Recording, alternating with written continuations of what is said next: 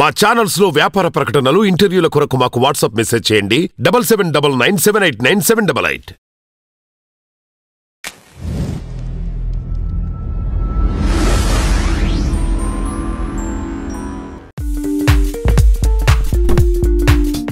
ఐదు సంవత్సరాల లోపు పిల్లలనే కాదండి, ఈ మధ్య చాలామంది పిల్లల్లో ఈవెన్ పెద్దవారిలో కూడా ఈ రక్తహీనత అనేది చాలా కామన్గా మేము చూస్తూనే ఉన్నాము.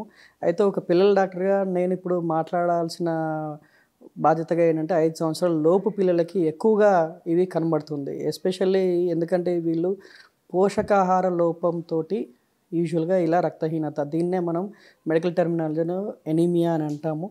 ఈ ఎనీమియా అనేది ఏదైతే పోషకాహార లోపం అంటే especially iron, vitamin B12 and folic acid అనే ఈ 3 ఎలిమెంట్స్ యొక్క కాన్సన్ట్రేషన్ తక్కువగా ఆర్ లోపించిన ఆహార పదార్థాలని వాళ్ళు తీసుకోవడం వల్ల యూజువల్గా ఎనీమియా అనేది వస్తుంటుంది.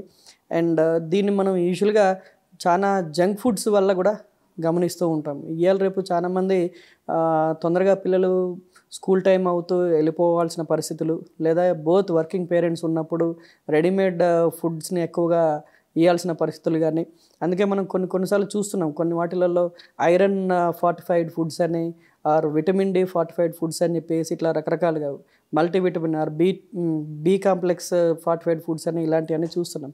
మనం ఇదివరకు ఇలాంటివన్నీ కూడా ఎప్పుడు చూడలేదు.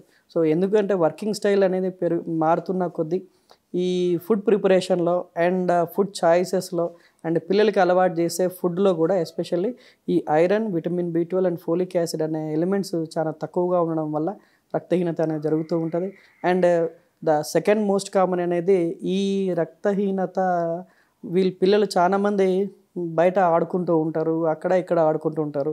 దాని తర్వాత హైజీన్ అనేది లేకపోవడం వల్ల ఈ మనం చాలా చూస్తూ ఉంటాం, నట్టలు, నులుపురుగులు అనే మాట మనం చాలా కామన్గా మన ఇంట్లో పెద్దవాళ్ళు కూడా ఎవరైతే పిల్లలు సరిగ్గా తినట్లేదు, అనీజీగా ఉంటున్నారు, ఇలాంటి వాళ్ళకు అరే నట్టల మందులు సార్ని కనపడి నట్టల మందు వేయండి అని చెప్పేసి అంటూ ఉంటారు.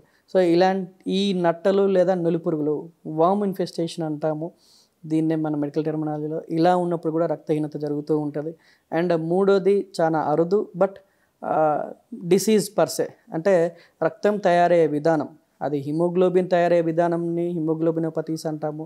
లేదా రెండోది ఎముక గుజ్జు, బోన్ మ్యారోలో సంబంధించి ఏమైనా ప్రాబ్లమ్స్ ఉన్నా, లివర్ అండ్ స్ప్లీన్ సంబంధించి రెటిక్యులర్ ఎండోథెలియల్ సిస్టమ్ అంటాము, వీటికి సంబంధించి ఏమన్నా ఇబ్బందులు ఉన్నా కానీ ఒక్కొక్కసారి ఇలానే కాక ఇలా కొన్ని రకాల జబ్బులలో కూడా రక్తహీనత అనేది ఉంటుంది. బట్ ఎస్పెషల్లీ 5 సంవత్సరాల లోపు పిల్లలకి ఒకటి పోషకాహార లోపము, ఐరన్, B12, ఫోలిక్ యాసిడ్ అనే ఈ 3 ఎలిమెంట్స్ తక్కువగా ఉండడం వల్ల, రెండోది పిల్లలకి వామ్ ఇన్ఫెస్టేషన్స్ ఉన్నప్పుడు కూడా ఇలా జరుగుతుంటుంది.